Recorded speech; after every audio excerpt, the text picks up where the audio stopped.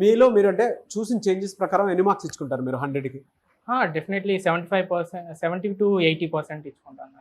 మిగతా పర్సంటేజ్ రానందుకు అంటే ఎక్కడ మైనస్ అనుకుంటున్నారు? అంటే ఇంకా ఇంకా ప్రాక్టీస్ అనేది చేయాలి డెఫినెట్లీ. అండ్ ఇంకా ఇంకా డేటా స్ట్రక్చర్స్లో వాటిలలో కూడా కోడ్స్ని అనేది సాల్వ్ చేయడం ఇంకా బెటర్గా పర్ఫామ్ చేయాలనుకుంటున్నాను. ఇక్కడ 100% ప్లేస్మెంట్ సపోర్ట్ ఉంటుందని చెప్పేసి అంటుంటారు కదా, అది నిజమేనా? అది డెఫినెట్లీ. ఎందుకంటే ఎవ్రీ 2 డేస్కి 3 డేస్కి ఇలాంటి 1 వీక్లో ఎప్పుడో డెఫినెట్గా ఒక జాబ్ పోస్టింగ్ వెబ్సైట్లో మనకి ఒక జాబ్ అనేది కనిపిస్తుంది. డెఫినెట్గా మనం అప్లై చేసినప్పుడు దానికి అప్లై చేయగానే దానికి రిప్లై కూడా విత్ ఇన్ 2 డేస్ 3 డేస్లో స్క్రీనింగ్ ఎగ్జామ్ జరుగుతుంది.